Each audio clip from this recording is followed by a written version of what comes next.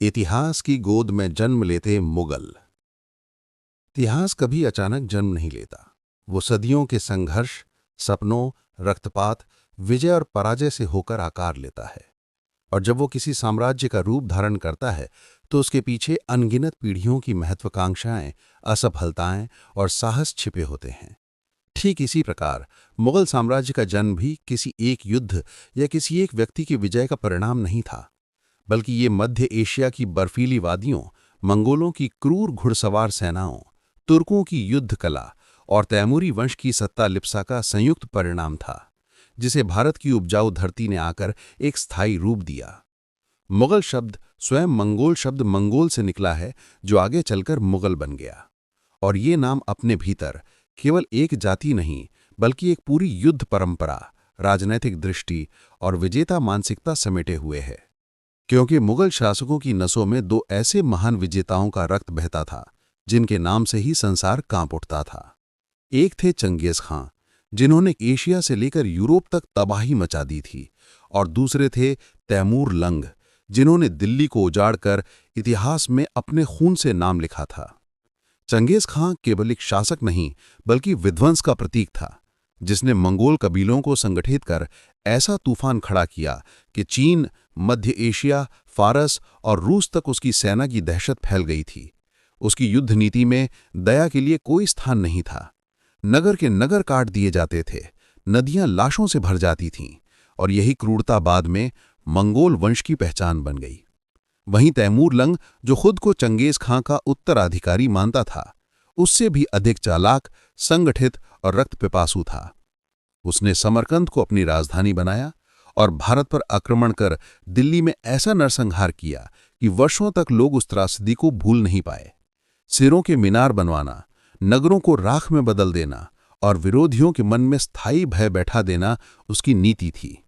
इन्हीं दो महान रक्तरंजित परंपराओं के संगम से आगे चलकर मुगल वंश का उदय हुआ, जो देखने में भले ही बाद में कला, संस्कृति और स्थापत्य का संरक्षक बना, लेकिन उसकी नींव अत्यंत कठोर और हिंसक थी। मुगलों का मूल निवास मध्य एशिया का वो क्षेत्र था जहां का जीवन स्वयं संघर्ष से भरा हुआ था। चारों ओर बर्फ से ढकी पहाड़ियां, सूखे मैदान, सीमित संसाधन और लगातार लड़ते रहने वाले कबीलों की दुनिया, जहां सत्ता का अर्थ था जीवित रहना और दुर्बल का कोई अस्तित्व नहीं होता था। ऐसे वातावरण ने मुगलों को बचपन से ही घुड़सवारी, धनुर्विद्या, तलवारबाजी और युद्ध कला में निपुण बना दिया था। उनके लिए राज्य केवल शासन का साधन नहीं, बल्कि सम्मान, अस्तित्व और उत्तराधिकार का प्रतीक था। यहां सत्ता कभी स्थायी नहीं होती थी। आज जो राजा था, कल वो शरणार्थी बन सकता था, और यही कारण था कि मुगल वंश की मनोवृत्ति में असुरक्षा हमेशा बनी रही, जो उन्हें निरंतर विस्तार की ओर ढकेलती रही। तैमूरी वंश के भीतर उत्तराधिकार को लेकर लगातार संघर्ष होते रहते थे। भाई भाई का गला काट देता था, बेटा पिता को अंधा कर देता था, और सिंहासन केवल उस व्यक्ति को मिलता था जो सबसे अधिक निर्दयी और चतुर होता था। इस परंपरा ने मुगलों को सिखाया कि सत्ता दया से नहीं, शक्ति से चलती है। धीरे धीरे तैमूरी वंश कमजोर पड़ने लगा। उज़्बेक और अन्य कबीलों ने उनके क्षेत्रों पर आक्रमण शुरू कर दिए। समरकंद जैसे वैभवशाली नगर हाथ से फिसलने लगे, और इसी अव्यवस्था के वातावरण में आगे चलकर वो वंश जन्म लेने वाला था, जो भारत में आकर इतिहास की धारा को हमेशा के लिए बदल देगा। भारत उस समय एक विशाल, संपन्न लेकिन राजनैतिक रूप से बिखरा हुआ देश था, जहां एक ओर दिल्ली सल्तनत की शक्ति ढलान पर थी, तो दूसरी ओर राजपूत, अफगान और क्षेत्रीय शासक आपस में संघर्ष कर रहे थे। कोई एक ऐसी शक्ति नहीं थी जो पूरे उत्तर भारत को एक सूत्र में बांध सके, और यही राजनैतिक कमजोरी आगे चलकर मुगलों के लिए प्रवेश द्वार बनी। मुगलों का भारत से संपर्क अचानक नहीं हुआ, बल्कि ये सिलसिला तैमूर के आक्रमण से ही शुरू हो चुका था, जिसने भारत की अपार संपत्ति और राजनीतिक दुर्बलताओं को मध्य एशिया के शासकों के सामने उजागर कर दिया था। तैमूर के लौटने के बाद भी उसके वंशज भारत की ओर लालाई दृष्टि से देखते रहे। उन्हें ज्ञात हो गया था कि सिंधु के पार एक ऐसी धरती है जहां सोना खीतों में उगता है, नगर संपन्न है और सेनाएं आंतरिक संघर्षों से कमजोर हो चुकी हैं। मुगलों की मानसिकता में भारत एक लूट का नहीं, बल्कि एक स्थायी साम्राज्य का सपना बन गया था, जहां वे केवल आक्रमणकारी नहीं, बल्कि शासक बनकर रहना चाहते थे। और यही अंतर आगे चलकर उन्हें अन्य हमलावरों से अलग करता है। ये भी ध्यान देने योग्य है कि प्रारंभिक मुगल स्वयं को मुगल कहने से अधिक तैमूरी कहने में गर्व महसूस करते थे, क्योंकि तैमूर का नाम उस समय एशिया में गौरव और भय दोनों का प्रतीक था। बाबर स्वयं अपनी आत्मकथा में बार बार तैमूर का उल्लेख गर्व से करता है। इस प्रकार मुगल साम्राज्य का उद्भव न तो संयोग था और न ही केवल एक युद्ध की देन, बल्कि ये मंगोलों की क्रूर शक्ति, तुर्कों की युद्ध कला, तैमूरी वंश की राजनैतिक महत्वाकांक्षा और भारत की तत्कालीन राजनैतिक दुर्बलता, इन सभी तत्वों का ऐतिहासिक संगम था, जिसने आने वाले 300 वर्षों के लिए भारत की राजनीति, समाज, संस्कृति, प्रशासन और स्थापत्य को हमेशा के लिए बदल देने वाले एक महायुग की नींव रखी। और यही वो पृष्ठभूमि थी जिसमें आगे चलकर बाबर जैसा व्यक्ति जन्म लेने वाला था, जो अपने पर्सनल दुखों, असफलताओं और संघर्षों को पीछे छोड़ते हुए भारत में उस साम्राज्य की स्थापना करेगा जिसे संसार मुगल साम्राज्य के नाम से जानेगा। बाबर का जन्म और बचपन। एक टूटते साम्राज्य में जन्मा राजकुमार। 14 फरवरी 1483 ईस्वी की सुबह मध्य एशिया की फरगना घाटी की ठंडी हवाओं के बीच एक ऐसे शिशु ने जन्म लिया जिसके भाग्य में आगे चलकर राज सिंहासन भी था और निर्वासन भी, विजय का गर्व भी था और पराजयों की टीस भी। उसका नाम रखा गया ज़हीरुद्दीन मोहम्मद बाबर। और यहीं से आरंभ होती है उस व्यक्ति की कथा जो आगे चलकर भारत में मुगल साम्राज्य की नींव रखेगा। बाबर का जन्म किसी शांत और स्थिर समय में नहीं हुआ था, बल्कि वो एक ऐसे युग की संतान था जहां हर ओर सत्ता के लिए संघर्ष, विश्वासघात और रक्तपात का बोलबाला था।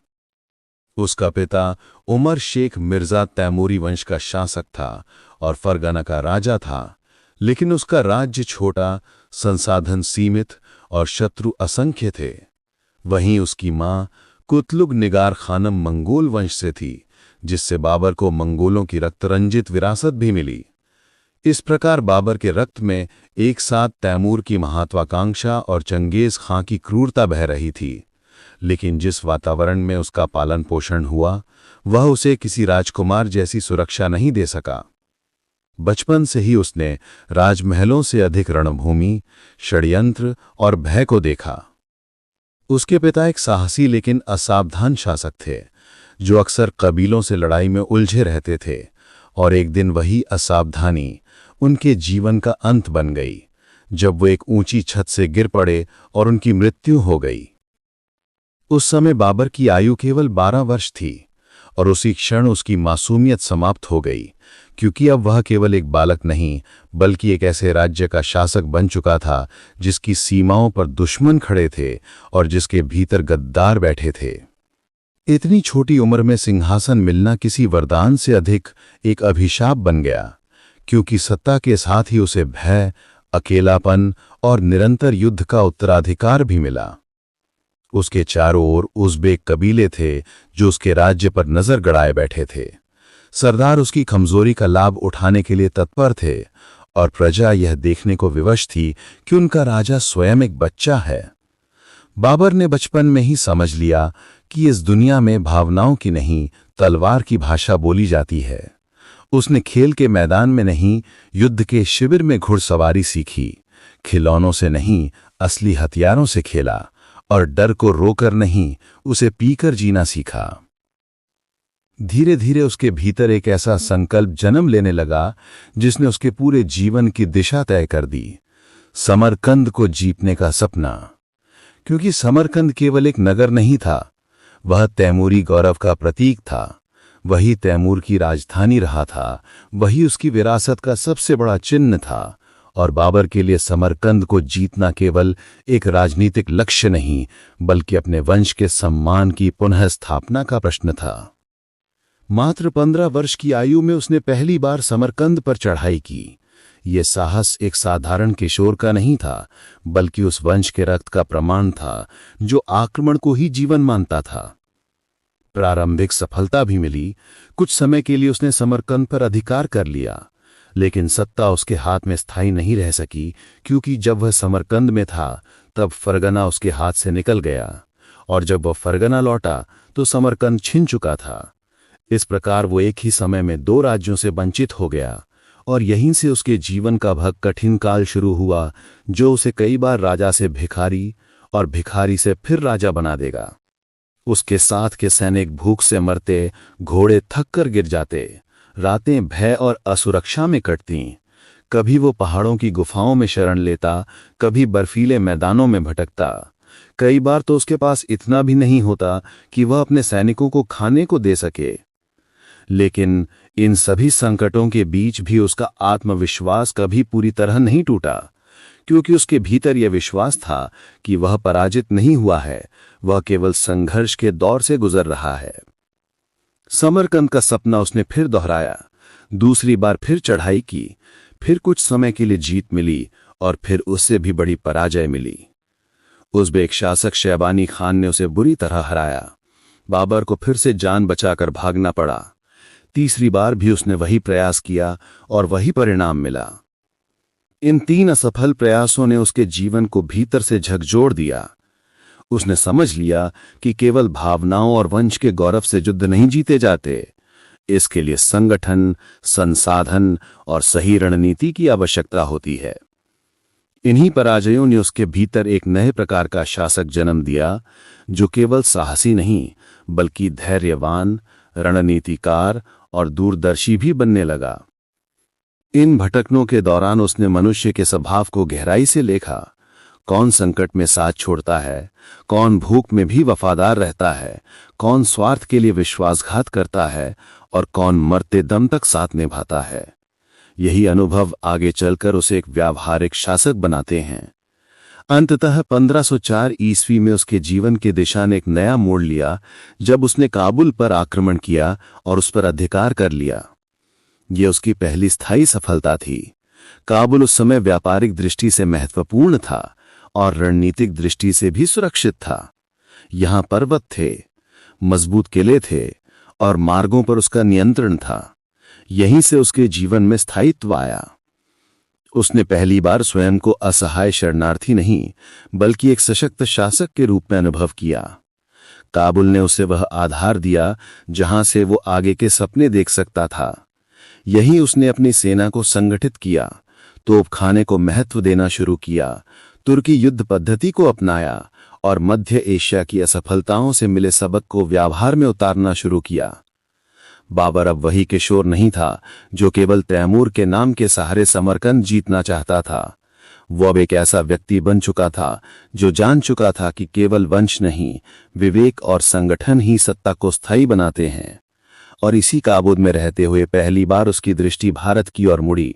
वह भारत जिसे तैमूर पहले ही लूट चुका था, वह भारत जिसके बारे में कहा जाता था कि वहां धन की कोई कमी नहीं, नगर समृद्ध हैं और शासक आपस में लड़कर स्वयं को कमजोर कर चुके हैं। और यहीं से धीरे धीरे उसके मन में यह विचार जन्म लेने लगा कि शायद उसका भाग्य समरकंद में नहीं बल्कि हिंदुस्तान की धरती में लिखा है। इस प्रकार बाबर का बचपन और युवावस्था केवल राजसी वैभव की कहानी नहीं बल्कि संघर्ष, पराजय, भूख, विश्वासघात, भटकना और अंततः आत्मनिर्माण की वो गाथा है जिसने एक पराजित राजकुमार को भविष्य का सम्राट बनने के लिए मानसिक और रणनीतिक रूप से तैयार कर दिया। समरकंद का सपना और लगातार पराजय। समरकंद बाबर के लिए केवल एक नगर नहीं था, वो उसके सपनों की राजधानी थी, उसके पूर्वजों की शान थी, तैमूर की विरासत का सबसे चमकता हुआ प्रतीक था। और इसी कारण वो उसके मन में एक ऐसे लक्ष्य की तरह बस गया था जिसे पाए बिना उसका जीवन अधूरा लगता था। बचपन से ही उसने बुजुर्गों की जुबान से समरकंद की कहानियां सुनी थीं। उसकी नीली मस्जिदें, उसके बाजारों की रौनक, उसके महलों की भव्यता और उसकी राजनीति की क्रूरता। और यही शहर उसके भीतर एक ऐसी आग बन गया था जो हर पराजय के बाद भी उसे फिर उठ खड़ा होने के लिए मजबूर करती थी। जब उसने पहली बार समरकंद को जीता था तो वो केवल एक किशोर था।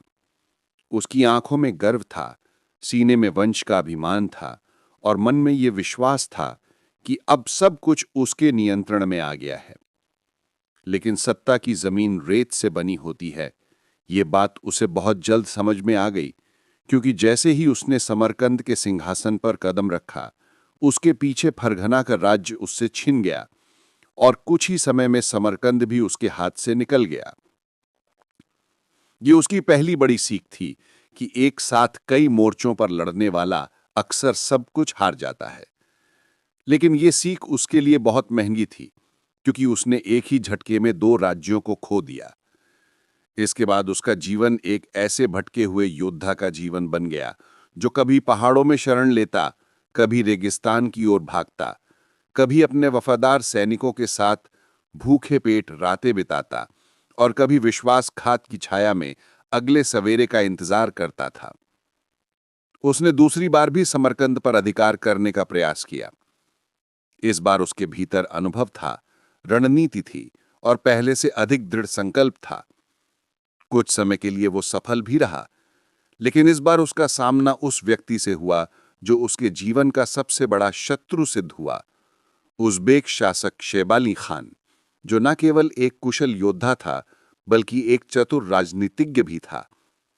शेबानी खान ने बाबर की सेना को चारों ओर से घेर लिया, रसद की आपूर्ति काट दी और धीरे धीरे उसे घुटनों पर ला दिया। बाबर को एक बार फिर समरकंद छोड़ना पड़ा।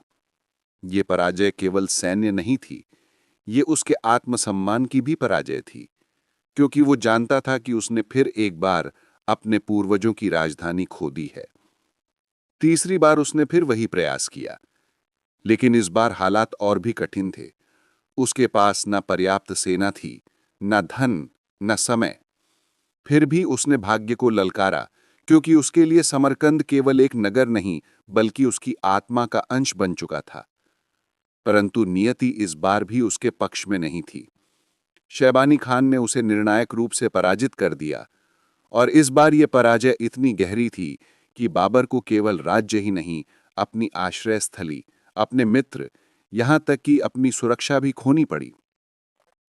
वो एक ऐसा राजा बन चुका था जिसके सिर पर न मुकुट था, न छत, न स्थायी सेना, केवल कुछ मुट्ठी भर वफादार सैनिक थे। और एक ऐसा भविष्य था जो धुंध में डूबा हुआ दिखाई देता था। इन पराजयों ने उसे भीतर से तोड़ दिया। कई बार वो स्वयं अपनी डायरी में लिखता है कि किस प्रकार वो निराशा, अकेलेपन और असहायता से जूझता रहा। लेकिन इन्हीं अंधेरे दिनों में उसके भीतर एक नया बाबर जन्म ले रहा था। एक ऐसा बाबर जो केवल साहसी योद्धा नहीं बल्कि गहरा सोचने वाला, स्थितियों को समझने वाला और समय आने पर दिशा बदलने का साहस रखने वाला व्यक्ति बन रहा था। उसने समझ लिया कि मध्य एशिया की राजनीति अब उसके लिए अनुकूल नहीं रही। वहां उज़्बेक शक्ति बहुत मजबूत हो चुकी थी, तैमूरी वंश बिखर चुका था और समरकंद का सपना अब केवल रक्त और आंसुओं की कीमत पर ही पूरा हो सकता था। और शायद उसका भाग्य किसी और दिशा में उसका इंतजार कर रहा था। इन्हीं भटकनों के दौरान उसने मनुष्य की प्रकृति को बहुत निकट से देखा। कौन संकट के समय साथ देता है, कौन भाग जाता है, कौन मीठी बातों के पीछे छिपा हुआ विष होता है और कौन बिना शोर किए अंत तक साथ निभाता है। उसके साथ कई सरदार आए और गए, कुछ ने उसे धोखा दिया, कुछ युद्ध भूमि में मारे गए और कुछ उसकी किस्मत से भी अधिक वफादार साबित हुए। इन अनुभवों ने उसकी दृष्टि को बहुत गहरा बना दिया। वो अब किसी पर आंख बंद करके भरोसा नहीं करता था।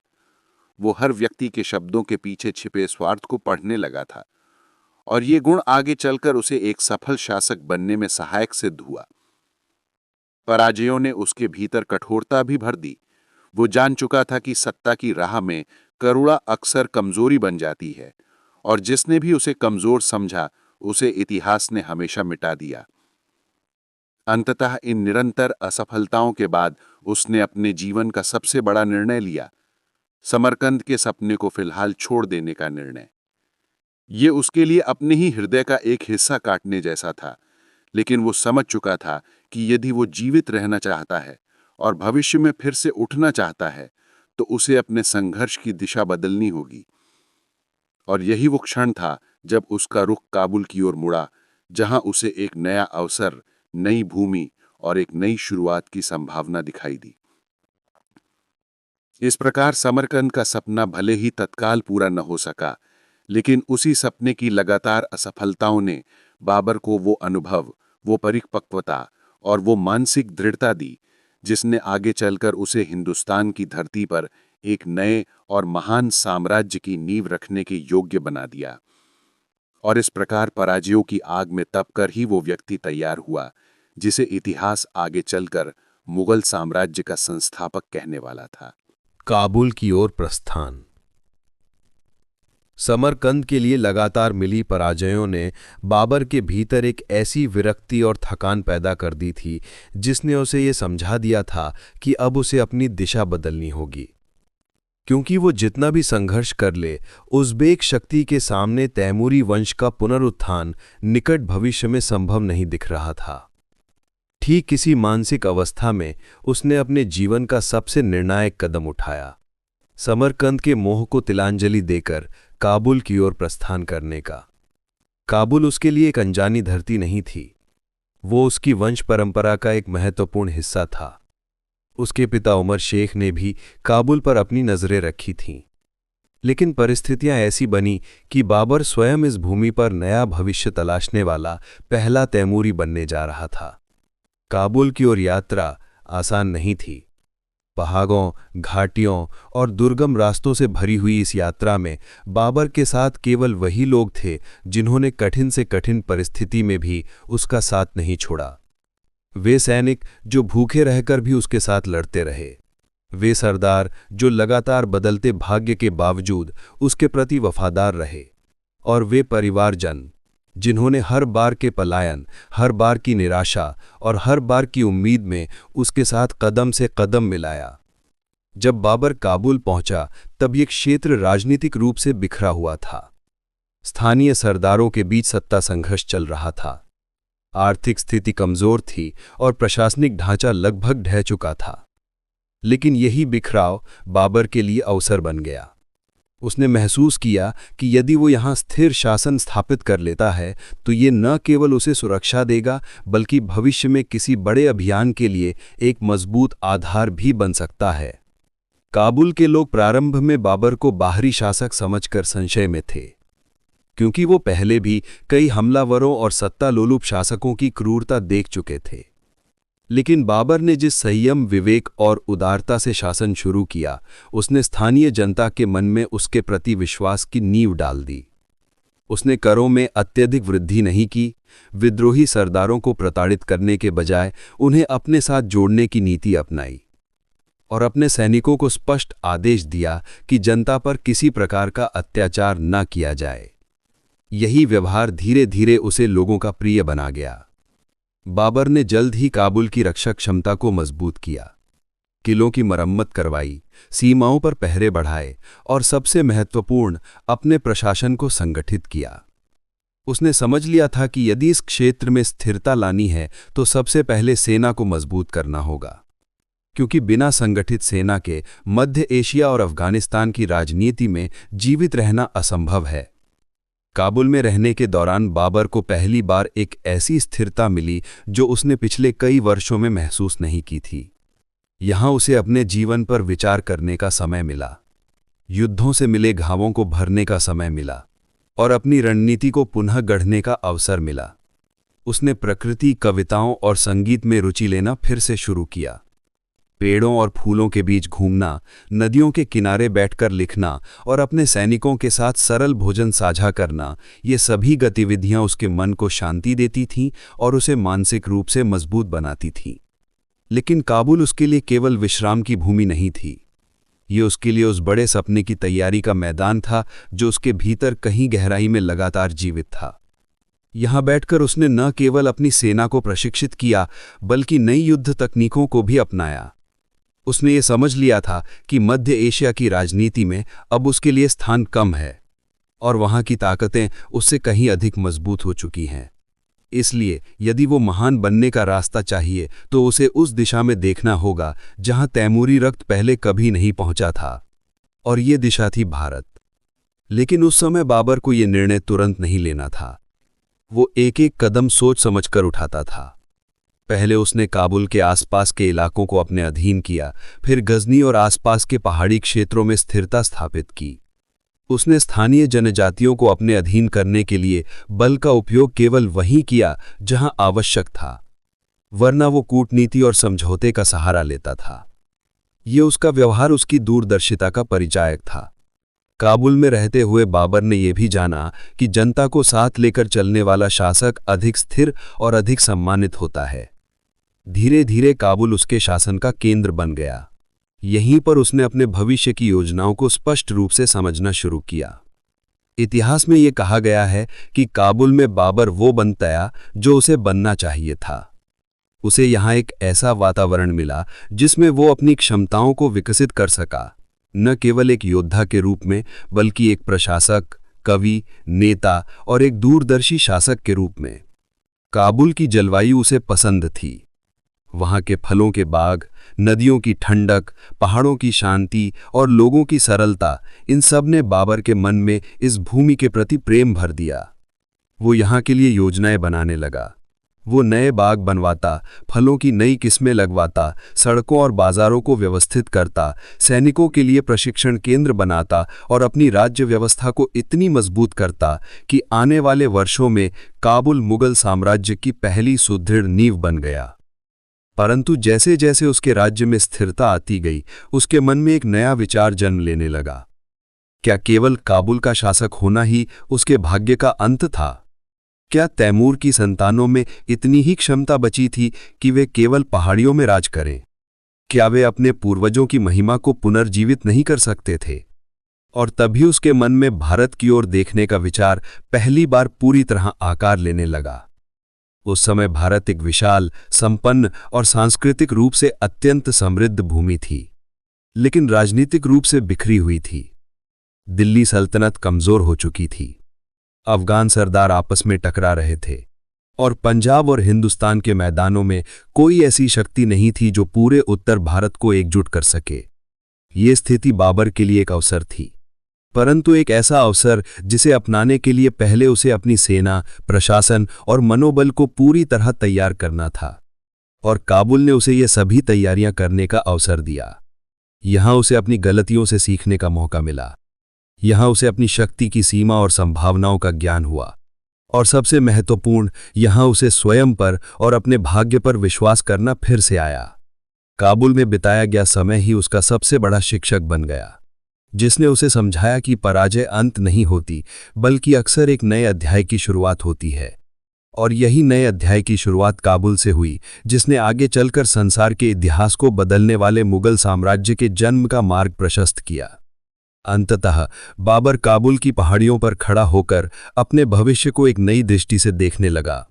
वो जानता था कि उसकी मंजिल अब इस घाटी में नहीं, बल्कि उन मैदानों में है जहां नदियां दूर दूर तक फैली हैं, जहां शहरों की चमक है, जहां अवसरों की बाढ़ है और जहां एक ऐसी भूमि है जो योग्य शासक की प्रतीक्षा कर रही है।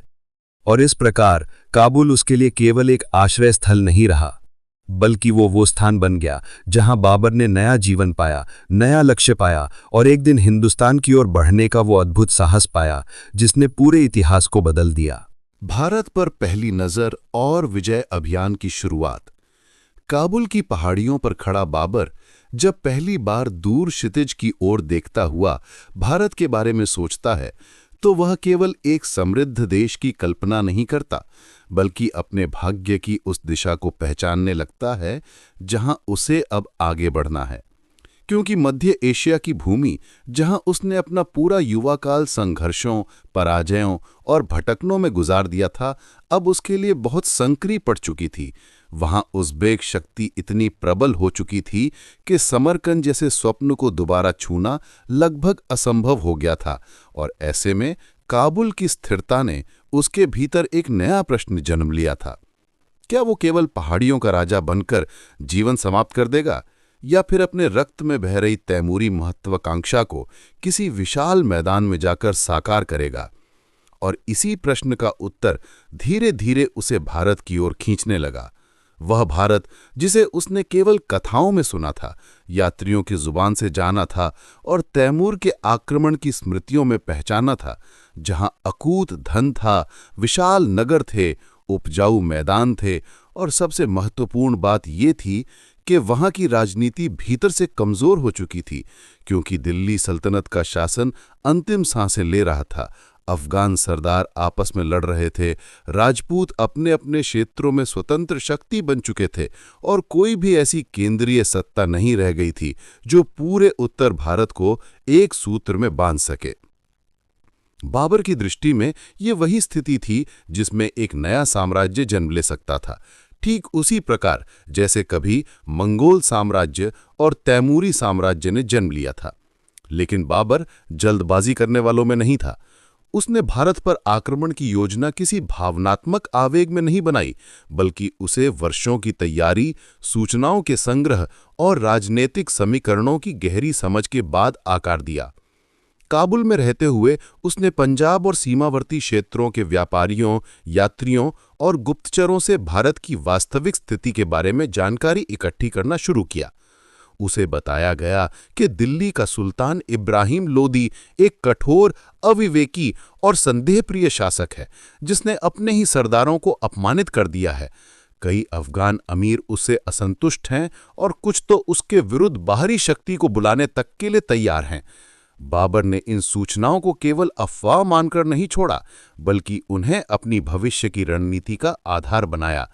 उसने ये समझ लिया कि भारत को जीतने के लिए केवल तलवार और तोप ही पर्याप्त नहीं होंगी, बल्कि उसे भीतर से भी कमजोर करना होगा।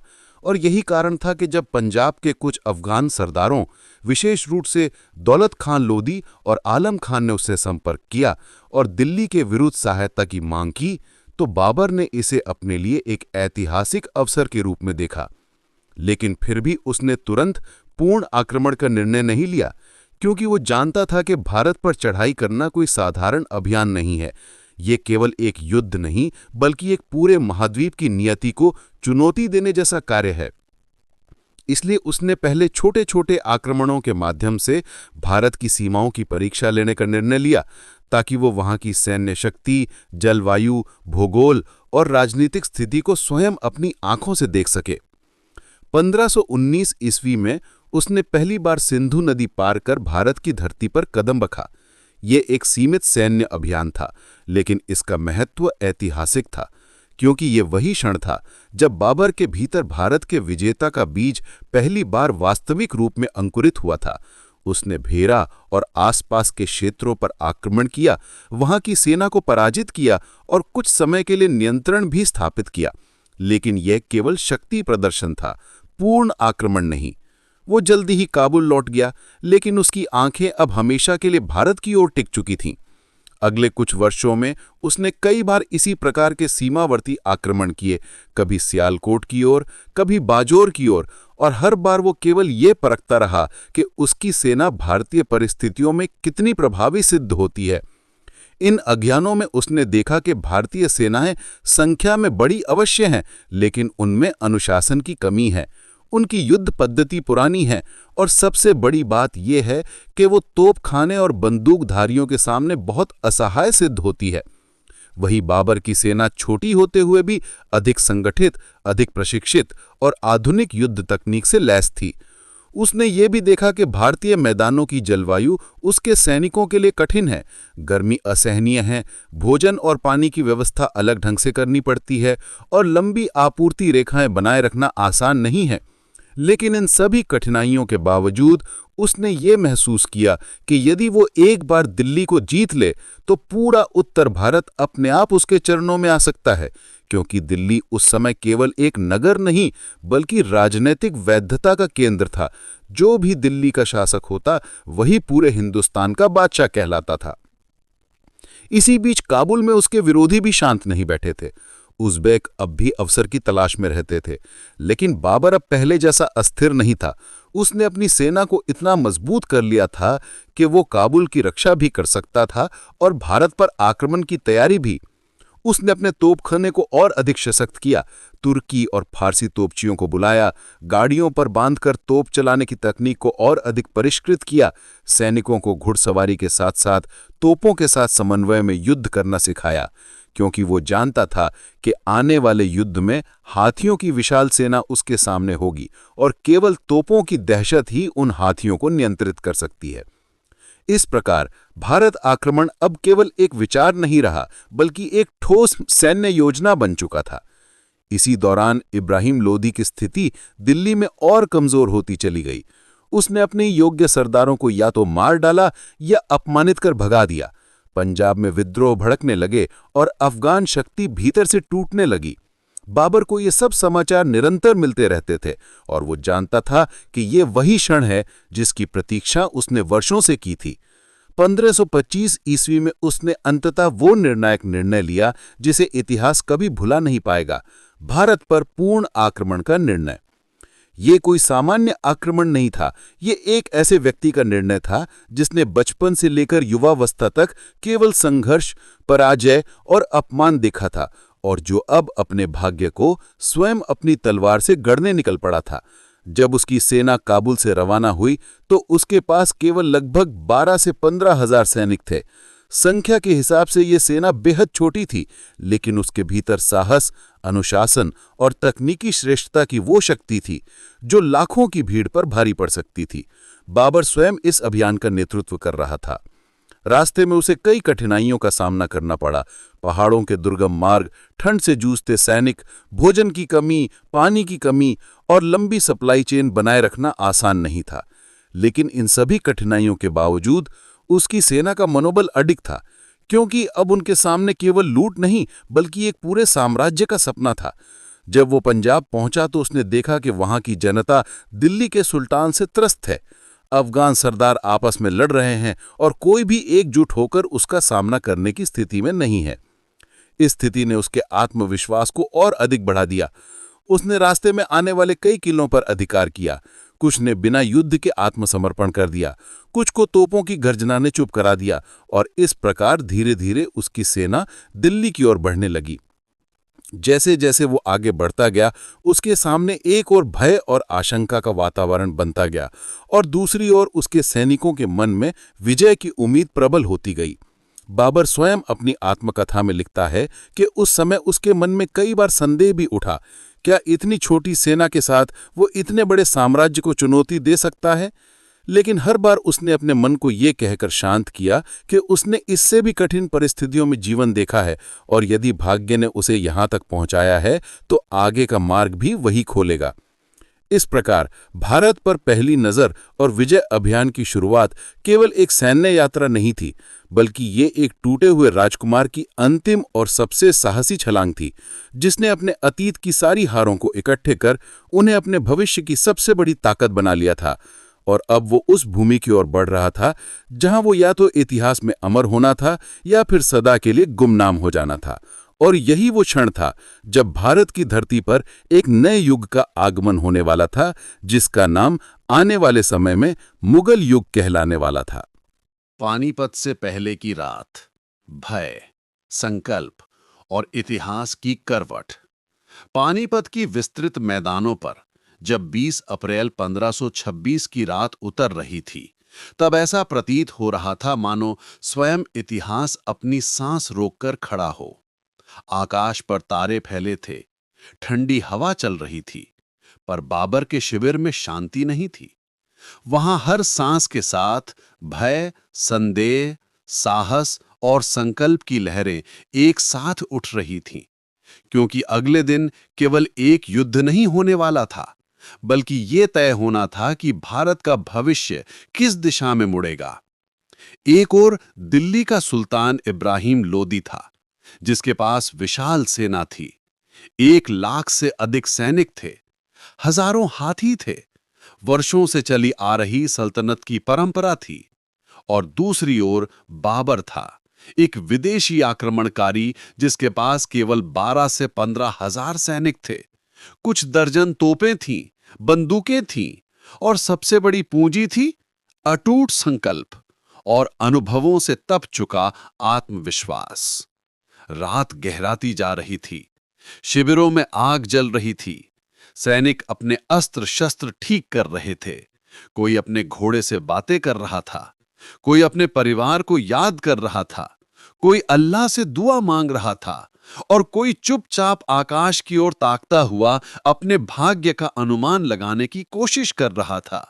बाबर स्वयं भी उस रात सो नहीं सका। वो अपने तंबू से बाहर निकला, चारों ओर घूमता रहा, अपने सैनिकों के चेहरों को देखता रहा, उनके भीतर के भय और साहस को एक साथ पढ़ता रहा, और उसके भीतर स्मृतियों का एक तूफान उठ रहा था।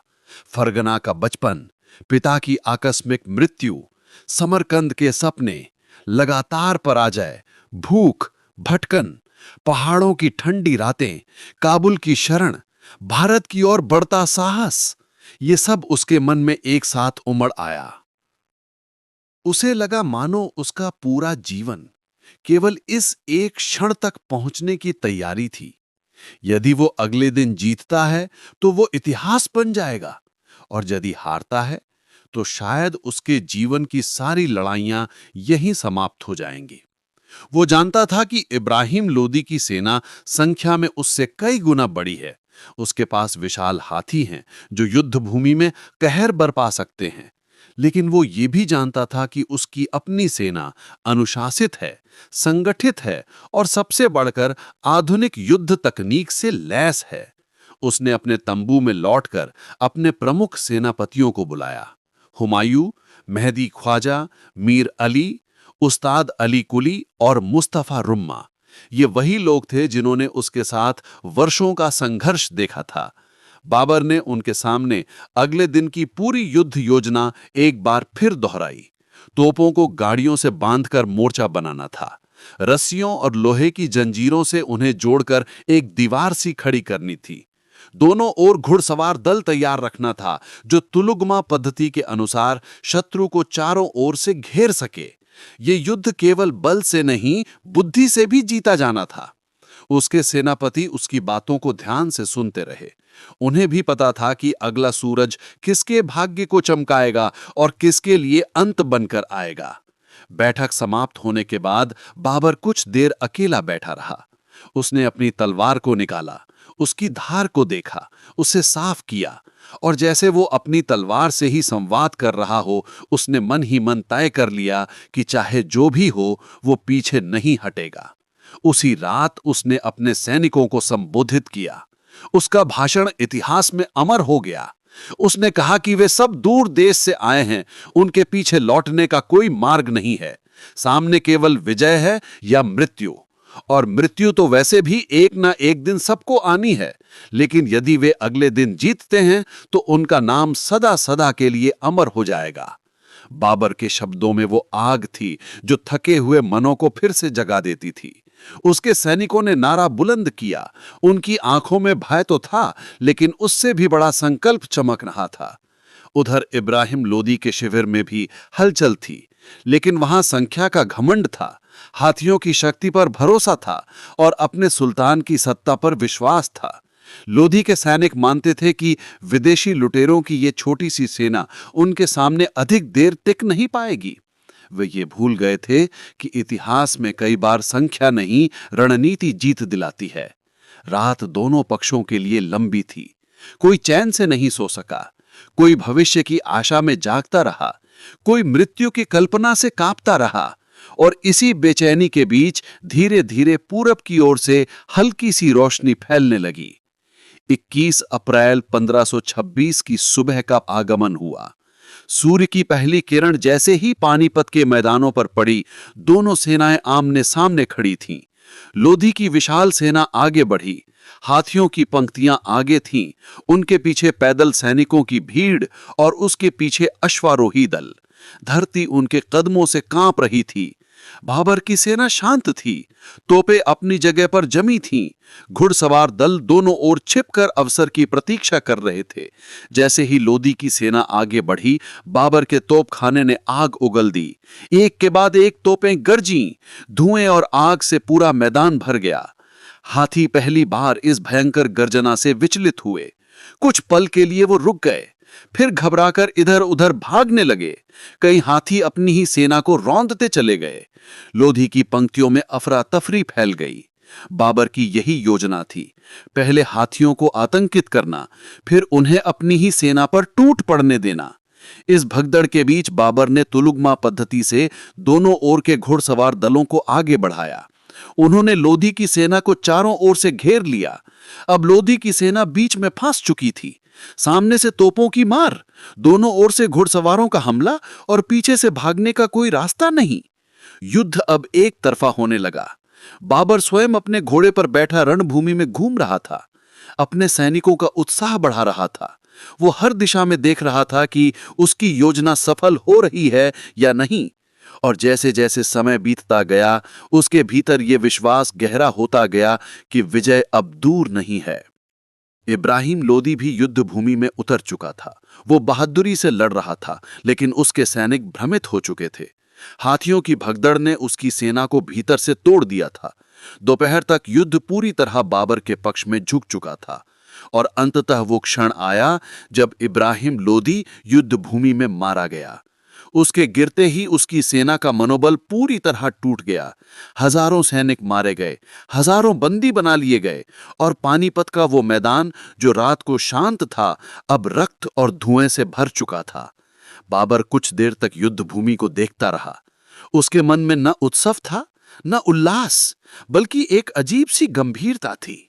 वो जानता था कि उसने केवल एक युद्ध नहीं जीता है, उसने भारत का द्वार अपने लिए खोल दिया है। उसने दिल्ली सल्तनत का अंत कर दिया है और एक नए युग की नींव रखती है। उसी रात जब सूर्य अस्त हुआ, बाबर ने अपने तंबू में बैठकर अपनी डायरी में लिखा कि अल्लाह ने उसे ऐसी विजय दी है जिसकी उसने कल्पना भी नहीं की थी। लेकिन वो ये भी जानता था कि असली संघर्ष अब शुरू हुआ है, क्योंकि दिल्ली जीतना एक बात है और पूरे भारत पर स्थायी शासन स्थापित करना दूसरी। फिर भी उस रात पानीपत के मैदानों पर इतिहास ने अपनी दिशा बदल ली थी और बाबर का नाम अब केवल एक भटका हुआ तैमूरी राजकुमार नहीं रहा था, वो अब हिंदुस्तान का विजेता बन चुका था। और उस एक रात जो भय, संदेह और संकल्प से भरी हुई थी, उसने आने वाले 300 वर्षों के मुगल इतिहास की नींव रख दी थी। पानीपत के बाद दिल्ली की विजय और एक नए साम्राज्य की नींव। पानीपत की निर्णायक विजय के बाद जब युद्ध की गर्जना थम चुकी थी और मैदान में केवल धुआं, रक्त और टूटे अस्त्र शस्त्र बिखरे पड़े थे, तब बाबर के सामने केवल एक विजेता का नहीं बल्कि एक भविष्य के सम्राट का मार्ग खुल चुका था। उस क्षण उसने गहराई से अनुभव किया कि उसने केवल इब्राहिम लोधी को नहीं हराया है, बल्कि उसने दिल्ली सल्तनत की सदियों पुरानी सत्ता का अंत कर दिया है। उसके सैनिक विजय के उल्लास में थे, पर बाबर का मन गंभीर था, क्योंकि वो जानता था कि युद्ध जीतना आसान होता है, लेकिन जीते हुए प्रदेश को स्थायी रूप से अपने अधिकार में रखना कहीं अधिक कठिन होता है। उसने सबसे पहले अपने सैनिकों को अनुशासन बनाए रखने का आदेश दिया। लूटपाट और अत्याचार पर कठोर नियंत्रण लगाया गया, ताकि जनता के मन में उसके शासन के प्रति भय नहीं बल्कि विश्वास उत्पन्न हो। इसके बाद बाबर ने दिल्ली की ओर प्रस्थान किया। मार्ग में स्थान स्थान पर लोदी वंश के बचे खुचे समर्थकों ने विरोध करने का प्रयास किया, परंतु पानीपत की हार के बाद उनमें पहले सा साहस नहीं बचा था। अनेक स्थानों पर बिना युद्ध के ही आत्मसमर्पण कर दिया गया और इस प्रकार बाबर की विजय यात्रा लगभग अविरोध दिल्ली की ओर बढ़ने लगी। जब बाबर दिल्ली पहुंचा तो वो नगर जो कभी तुगलकों और लोदियों की शान का प्रतीक रहा था, अब भय और अनिश्चितता में डूबा हुआ था। जनता को यह स्पष्ट नहीं था कि नया विजेता उनके लिए रक्षक बनेगा या विध्वंसक। पर बाबर ने दिल्ली में प्रवेश करते ही ऐसे निर्णय लिए जिन्होंने उसके शासन की दिशा स्पष्ट कर दी। उसने प्रमुख अमीरों और सरदारों को सुरक्षा का आश्वासन दिया, मंदिरों और मस्जिदों दोनों के प्रति सम्मान का भाव दिखाया और नगर की व्यवस्था को बनाए रखने के लिए तुरंत प्रशासनिक नियुक्तियां की। दिल्ली के खजाने पर अधिकार करने के बाद भी उसने उसे केवल अपनी सेना के विलास के लिए नहीं बल्कि राज्य व्यवस्था को सुदृढ़ करने के लिए प्रयोग करने का संकल्प लिया। यहीं पर उसने पहली बार औपचारिक रूप से स्वयं को हिंदुस्तान का बादशाह घोषित किया। ये क्षण इतिहास का वो मोड़ था जहां मध्य एशिया का एक विस्थापित राजकुमार अब भारत का सम्राट बन चुका था।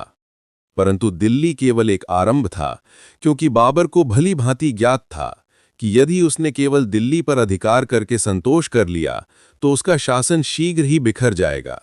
इसलिए उसने आगरा की ओर कूच किया, जो उस समय साम्राज्य का एक अत्यंत महत्वपूर्ण और समृद्ध केंद्र था। आगरा के मार्ग में भी अनेक अफगान सरदारों ने प्रतिरोध किया, परंतु बाबर की संगठित सेना और उसकी तोपखाना शक्ति के सामने वे अधिक समय तक टिक नहीं सके।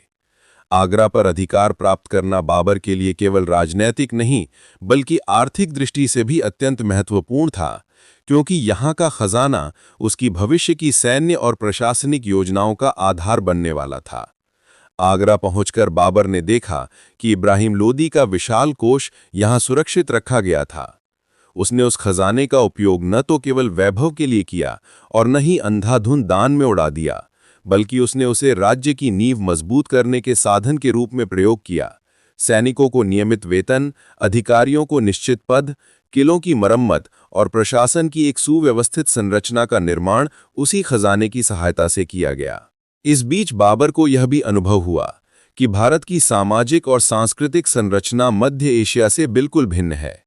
यहाँ की जलवायु, भोजन, रहन-सहन, भाषा और परंपराएं सब नहीं थीं। प्रारंभ में उसे ये भूमि भारी और असहज लगी। वह अपनी आत्मकथा में भी यह स्वीकार करता है कि हिंदुस्तान की गर्मी, उमस और यहाँ के सामाजिक रीति रिवाज उसे कठिन लगते थे, लेकिन धीरे धीरे उसने इसी भूमि को अपना भाग्य मान लिया। दिल्ली और आगरा पर अधिकार के बाद भी अफगान शक्ति पूरी तरह समाप्त नहीं हुई थी। अनेक सरदार अभी भी स्वतंत्र रूप से शासन कर रहे थे और बाबर के लिए चुनौती बने हुए थे। विशेष रूप से पूर्वी उत्तर भारत में अफगानों की शक्ति अभी सशक्त थी। वहीं दूसरी ओर मेवाड़ का शासक राणा सांगा भी उत्तरी भारत में एक प्रबल शक्ति बनकर उभर चुका था, जिसने बाबर के लिए भविष्य में एक और भीषण संघर्ष की भूमिका तैयार कर दी थी। बाबर ने यह भली भांति समझ लिया था कि पानीपत की विजय केवल एक द्वार थी, वास्तविक संघर्ष अभी शेष है। इसलिए उसने अपनी सेना को लगातार तैयार रखना शुरू कर दिया। नए सैनिक भर्ती किए गए, तोपखाना और मजबूत किया गया और सामरिक दृष्टि से महत्वपूर्ण स्थानों पर किलेबंदी करवाई गई। इस चरण में बाबर ने अपने शासन की जो सबसे बड़ी विशेषता दिखाई वो थी उसकी प्रशासनिक सूझबूझ। उसने केवल विजेता की तरह नहीं बल्कि एक दीर्घकालिक शासक की तरह सोचना आरंभ कर दिया था। उसने भूमि व्यवस्था को व्यवस्थित करने की दिशा में कदम उठाए, स्थानीय जमींदारों को उनके अधिकार दिए, लेकिन उनके ऊपर केंद्रीय सत्ता की स्पष्ट पकड़ बनाए रखी। न्याय व्यवस्था को संगठित किया गया, व्यापारियों और यात्रियों को सुरक्षा प्रदान की गई और इस प्रकार बाबर का शासन धीरे धीरे केवल सैन्य शक्ति पर नहीं बल्कि प्रशासनिक संतुलन पर भी आधारित होने लगा।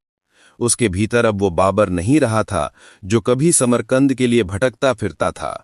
अब वो एक ऐसा बादशाह बन चुका था जिसकी दृष्टि केवल आज की नहीं बल्कि आने वाली पीढ़ियों तक फैली हुई थी।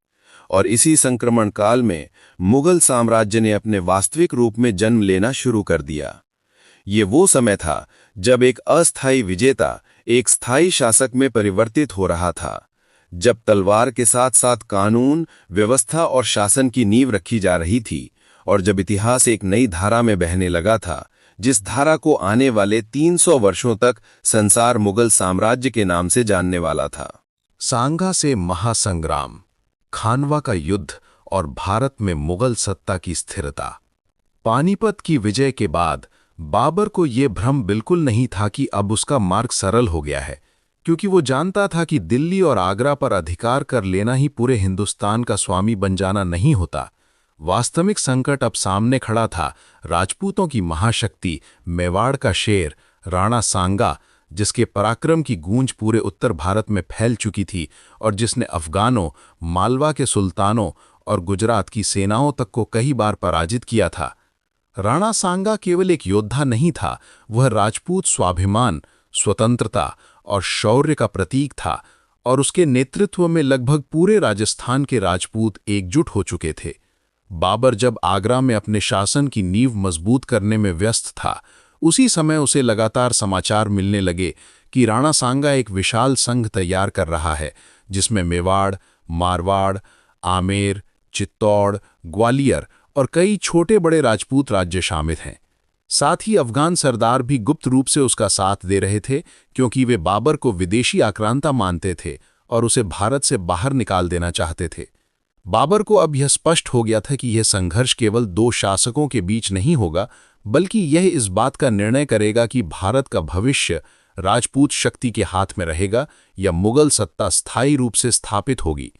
बाबर के मन में पहली बार वास्तविक भय ने आकार लिया। उसने स्वयं स्वीकार किया कि राणा सांगा उससे कहीं अधिक अनुभवशील, लोकप्रिय और शक्तिशाली योद्धा था, जिसने अपने जीवन में असंख्य युद्ध जीते थे और अनेक घावों के बावजूद आज भी रणभूमि का सबसे भयानक सिंह माना जाता था। दूसरी ओर बाबर की सेना अभी भारत की जलवायु, समाज और राजनीतिक जटिलताओं से पूरी तरह परिचित भी नहीं हुई थी। फिर भी बाबर ने पीछे हटने का विचार तक नहीं किया। उसने अपने भीतर के भय को आस्था और संकल्प में बदलते हुए अपने सैनिकों को फिर से संगठित किया। उसने इस युद्ध को केवल सत्ता का नहीं बल्कि अस्तित्व का युद्ध घोषित किया। या तो मुगल साम्राज्य इस भूमि पर जीवित रहेगा या वह यहीं समाप्त हो जाएगा। इस युद्ध से पहले बाबर ने एक ऐतिहासिक निर्णय लिया जो उसके जीवन की दिशा बदल देने वाला सिद्ध हुआ। उसने मदिरापान का त्याग कर दिया, अपने सभी शराब के पात्र तोड़वा दिए और इसे अल्लाह के मार्ग में अपने पापों के प्रायश्चित के रूप में प्रस्तुत किया। उसने अपने सैनिकों से कहा कि ये युद्ध केवल भूमि का नहीं बल्कि धर्म, सम्मान और अस्तित्व का युद्ध है। इस आध्यात्मिक आह्वान ने उसकी सेना के भीतर एक नई ऊर्जा भर दी, जो केवल लालच या विजय की नहीं बल्कि विश्वास और आत्मबल की ऊर्जा थी। इधर राणा सांगा भी पूरी तैयारी के साथ आगे बढ़ रहा था। उसकी सेना संख्या में बाबर से कई गुना बढ़ी थी। राजपूत घुड़सवारों की गति, तलवारों की धार और उनके भीतर का स्वाभिमान किसी भी सेना के लिए प्रलयंकारी सिद्ध हो सकता था। दोनों सेनाएं अंततः 17 मार्च 1527 को खानवा के मैदान में आमने सामने पा खड़ी हुईं।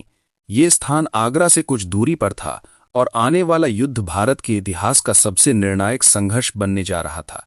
बाबर ने एक बार फिर वही रणनीति अपनाई जो पानीपत में सफल हुई थी। गाड़ियों से बना सुरक्षा घेरा, आगे तोपखाना, बीच में पैदल सैनिक और दोनों ओर से घुड़सवारों द्वारा तुलुगोमा पद्धति से घेराबंदी। लेकिन इस बार सामने केवल अफगान या लोदी सैनिक नहीं थे, बल्कि ऐसे योद्धा थे जो मृत्यु से नहीं डरते थे बल्कि उसे गर्व मानते थे। जैसे ही युद्ध आरंभ हुआ, तोपों की गर्जना से आकाश गूंज उठा, धुएं के बादल छा गए और मैदान आग और लोहे की वर्षा से भर गया। राजपूत सेना ने प्रारंभिक आघात को झेलते हुए पूरी शक्ति से आक्रमण किया। उनके घुड़सवार बिजली की गति से आगे बढ़े। कई बार ऐसा प्रतीत हुआ कि बाबर की अग्रिम पंक्तियां टूट जाएंगी। स्वयं बाबर स्वीकार करता है कि कुछ क्षण ऐसे आए जब उसकी हार लगभग निश्चित लगने लगी थी। राजपूतों का आक्रमण इतना भीषण था कि उसकी सेना के कई हिस्से विचलित हो गए, परंतु ठीक उसी समय उसकी रणनीति काम आई। दोनों ओर से उसके घुड़सवार दलों ने राजपूत सेना के पंखों पर आक्रमण किया। पीछे से भीषण प्रहार हुआ और धीरे धीरे राजपूत सेना बीच में फंसने लगी। युद्ध कई घंटों तक चला। दोनों ओर से भयानक रक्तपात हुआ। अंततः किस्मत ने करवट ली और राणा सांगा गंभीर रूप से घायल हो गया। जैसे ही उसके घायल होने की खबर फैली, राजपूत सेना का संगठन टूटने लगा। यद्यपि वे अंत तक लड़े, पर उनका नेतृत्व अब बिखर चुका था। सूर्य ढलने तक युद्ध का पलड़ा बाबर के पक्ष में झुक चुका था और खानवा का मैदान राजपूत वीरता और मुगल रणनीति दोनों का रक्तिम साक्षी बन चुका था। राणा सांगा युद्ध भूमि से जीवित बचा लिया गया, लेकिन उसका स्वप्न बाबर को भारत से बाहर निकालने का यहीं चकनाचूर हो गया। इस विजय के साथ ही बाबर ने केवल एक शत्रु को पराजित नहीं किया, बल्कि उसने उस सबसे बड़ी चुनौती को तोड़ दिया जो मुगल सत्ता के मार्ग में खड़ी थी। खानवा की विजय ने पानीपत की जीत को स्थायित्व प्रदान किया। अब यह स्पष्ट हो गया कि बाबर केवल एक आक्रांता नहीं बल्कि भारत का वास्तविक शासक बनने की क्षमता रखता है। इस युद्ध के बाद अधिकांश राजपूत राज्यों ने प्रत्यक्ष या अप्रत्यक्ष रूप से बाबर की अधीनता स्वीकार कर ली। अफगान शक्ति और भी कमजोर हो गई और उत्तर भारत में मुगल सत्ता की जड़ें गहराई तक जमने लगीं। बाबर के मन में अब कोई संदेह नहीं रह गया था कि उसका संघर्ष केवल सत्ता के लिए नहीं था, बल्कि इतिहास उसे इसी भूमिका के लिए चुन चुका था। खानवा के बाद वह केवल दिल्ली का विजेता नहीं रहा, बल्कि वह उस साम्राज्य का संस्थापक बन गया जो आने वाली सदियों तक भारत की राजनीति, संस्कृति, कला और प्रशासन की दिशा तय करने वाला था। और इस प्रकार खानवा का युद्ध केवल तलवारों का संघर्ष नहीं था, वह दो युगों के बीच टकराव था। एक ओर प्राचीन राजपूत परंपरा, दूसरी ओर उभरता हुआ मुगल साम्राज्य, और इस संघर्ष में इतिहास ने अपनी नई धारा चुन ली। अफगानों का अंतिम प्रतिरोध और घाघरा का युद्ध। खानवा के महासंग्राम में राणा सांगा की पराजय के साथ ही उत्तर भारत में बाबर की स्थिति पहले से कहीं अधिक सुदृढ़ हो चुकी थी, परंतु मुगल सत्ता का मार्ग अभी पूरी तरह निष्कंटक नहीं हुआ था, क्योंकि अफगान शक्ति जो सदियों से दिल्ली सल्तनत की रीढ़ रही थी, अभी भी पूरी तरह परास्त नहीं हुई थी। उनके भीतर अब भी ये आग जीवित थी कि वे किसी विदेशी आक्रांता को हिंदुस्तान का स्थायी शासक नहीं बनने देंगे। खानवा की हार के बाद अफगानों का मनोबल अवश्य टूटा था, लेकिन उनके नेता, विशेषकर पूर्वी उत्तर भारत के अफगान सरदार महमूद लोदी, इब्राहिम लोदी का भाई, अब अंतिम बार पूरी शक्ति के साथ एकजुट होने लगे थे। बिहार और बंगाल की सीमा से लेकर अवध और घाघरा नदी के मैदानों तक अफगानों ने एक विशाल शक्ति संगठन खड़ा कर दिया। उनका उद्देश्य स्पष्ट था, बाबर को इस भूमि से सदा के लिए उखाड़ फेंकना। बाबर को जब इस नए संकट का समाचार मिला तो उसने इसे हल्के में नहीं लिया। वह भली भांति जानता था कि अफगान केवल योद्धा नहीं होते, वे अवसरवादी, चालाक और अंतिम सांस तक लड़ने वाले शासक होते हैं। उसने अपनी सेना को फिर से संगठित किया, आगरा से पूर्व की ओर प्रस्थान किया और मार्ग में पड़ने वाले प्रत्येक रणनीतिक स्थान पर मजबूत चौकियां स्थापित करता गया। इस अभियान में बाबर केवल युद्ध लड़ने नहीं निकला था, बल्कि वो पूरे गंगा घाघरा क्षेत्र की राजनीतिक संरचना को बदलने का संकल्प लेकर चला था। जैसे जैसे मुगल सेना आगे बढ़ी, अफगान सरदार पीछे हटते गए। कुछ ने बिना युद्ध के आत्मसमर्पण कर दिया, कुछ ने जंगलों और दलदली क्षेत्रों में छिपकर छापामार युद्ध आरंभ कर दिया और कुछ ने अपने अंतिम प्रतिरोध की तैयारी घाघरा नदी के तट पर की। घाघरा, जिसे आज सरयू भी कहा जाता है, उस समय एक विशाल उफनती हुई नदी थी, जिसके किनारे घने जंगल, दलदली भूमि और प्राकृतिक सुरक्षा मौजूद थी। अफगानों ने इसे अपनी अंतिम ढाल बना लिया। नदी के उस पार उनकी बड़ी सेना तैनात थी और उन्हें विश्वास था कि बाबर इस प्राकृतिक बाधा को पार नहीं कर पाएगा। इधर बाबर ने भी समझ लिया था कि यदि यह अंतिम अफगान शक्ति समाप्त नहीं हुई तो उसका शासन कभी स्थायी नहीं हो पाएगा। यही कारण था कि उसने इस युद्ध को अपने जीवन का एक और निर्णायक अध्याय मान लिया। उसने अपनी सेना को नदी के किनारे ठहराया। कई दिनों तक दोनों पक्ष आमने सामने खड़े रहे। बीच में उफनती नदी थी, ऊपर गरजता आकाश था और दोनों ओर भीतर ही भीतर सुलगता हुआ भय और साहस था। अफगान सेना संख्या में अधिक थी, उन्हें अपने भूगोल की पूरी जानकारी थी और वे इस विश्वास से भरे थे कि बाबर की सेना इस दलदली क्षेत्र में टिक नहीं पाएगी।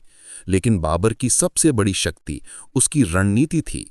उसने नदी पर अस्थायी पुल बनवाने की योजना बनाई, नावों को रस्सियों से जोड़कर पार जाने का मार्ग तैयार किया और जैसे ही अनुकूल अवसर मिला, उसकी सेना ने अचानक नदी पार कर ली। ये अफगानों के लिए बिल्कुल अप्रत्याशित था। वे ये मानकर चल रहे थे कि मुगल सेना रुक जाएगी, लेकिन बाबर ने जोखिम उठाने में कभी पीछे हटना नहीं सीखा था। जैसे ही मुगल सेना नदी पार कर सामने पहुंची, तोपखाने ने भयंकर गोलाबारी शुरू कर दी। घने जंगलों और संकरी भूमि के कारण अफगानों की सेना अपनी पूरी शक्ति का उपयोग नहीं कर पा रही थी। वहीं बाबर ने अपने घुड़सवार दलों को छोटे छोटे समूहों में बांटकर चारों ओर से आक्रमण शुरू कर दिया। ये युद्ध लंबा चला। कई दिन तक दोनों पक्षों के बीच भीषण संघर्ष होता रहा। जंगलों में तलवारों की टकराहट, तोपों की गर्जना और घायलों की चीखें गूंजती रहीं। अंततः वह निर्णायक घड़ी आई जब महमूद लोदी की मुख्य सेना टूटने लगी। उसके कई प्रमुख सरदार मारे गए, कुछ ने आत्मसमर्पण किया और कुछ जीवन बचाने के लिए भाग खड़े हुए। घाघरा का युद्ध अफगान शक्ति के लिए अंतिम आघात सिद्ध हुआ।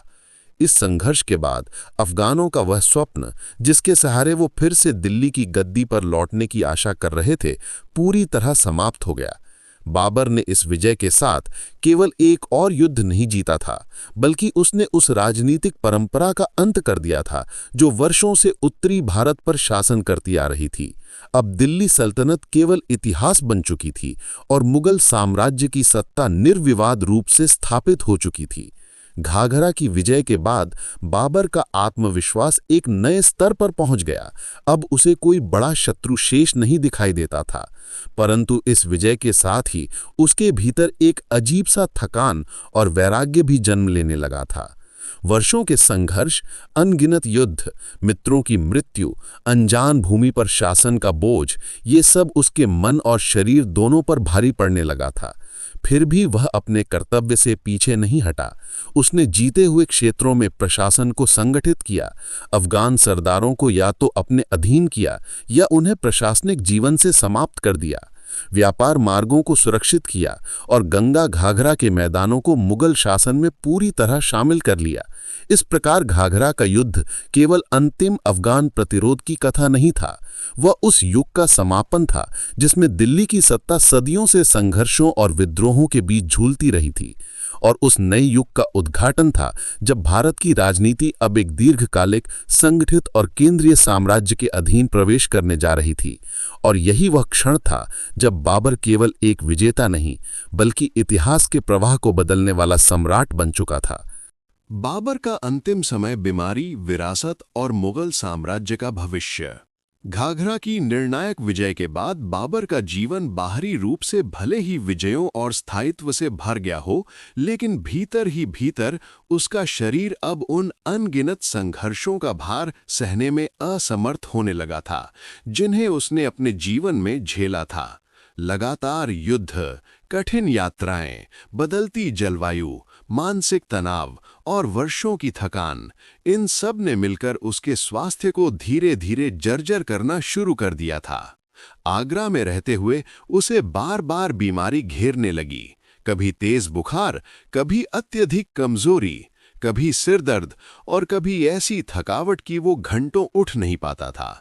लेकिन फिर भी वो राज्य के कार्यों से पीछे नहीं हटता था, क्योंकि वो जानता था कि मुगल साम्राज्य अभी शैशव अवस्था में है और यदि इस समय उसने ढील दी तो ये विशाल संरचना ढह भी सकती है।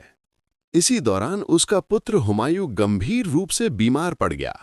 हुमायूं बाबर की आंखों का तारा था, वही उसका उत्तराधिकारी था, वही उसके सपनों का भविष्य था। जब बाबर ने देखा कि उसका पुत्र मृत्यु और जीवन के बीच झूल रहा है, तब उस वीर सम्राट का हृदय टूट गया जिसने कभी युद्ध भूमि में भी आंसू नहीं बहाए थे। इतिहास में वर्णित है कि बाबर ने हुमायूं के बिस्तर के चारों ओर घूमते हुए अल्लाह से प्रार्थना की कि यदि किसी को इस संसार से जाना है तो उसे ले जाए और उसके पुत्र को जीवन दे दे। ये वो क्षण था जब एक कठोर योद्धा के भीतर छिपा एक कोमल पिता पूरी तरह प्रकट हो गया था। कुछ ही समय बाद हुमायूं की स्थिति में सुधार होने लगा, लेकिन बाबर स्वयं तेजी से दुर्बल होता चला गया, मानो उसने सचमुच अपने जीवन की ऊर्जा अपने पुत्र को सौंप दी हो। अब वो अधिकतर समय अपने कक्ष में लेटे लेटे ही राज्य के कार्यों की जानकारी लेता, आदेश देता और भविष्य की योजनाओं पर विचार करता। उसे ये भली भांति ज्ञात हो चुका था कि उसका समय अब अधिक नहीं बचा है, इसलिए उसने अपने जीवन के अंतिम दिनों में सबसे अधिक ध्यान अपने साम्राज्य की स्थिरता और उत्तराधिकार की स्पष्ट व्यवस्था पर केंद्रित किया। उसने हुमायूं को औपचारिक रूप से अपना उत्तराधिकारी घोषित किया, अमीरों और सरदारों को बुलाकर उनसे निष्ठा की शपथ दिलाई और यह स्पष्ट निर्देश दिया कि उसके बाद किसी भी प्रकार का सत्ता संघर्ष मुगल साम्राज्य को भीतर से तोड़ सकता है।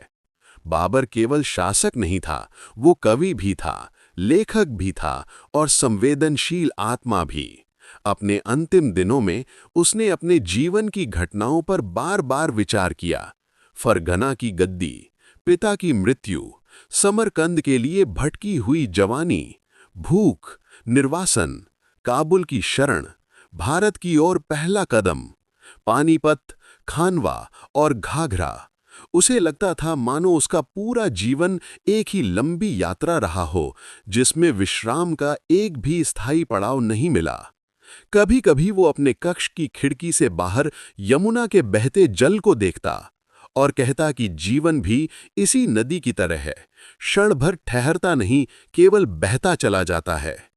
बाबर की आत्मकथा तुज़ुक-ए बाबरी ये प्रमाण देती है कि वो जितना बड़ा योद्धा था उतना ही गहन आत्मविश्लेषक भी था। उसे अपने गुण दोष दोनों का बोध था। वो अपने जीवन को ईश्वर की इच्छा मानकर स्वीकार करता था।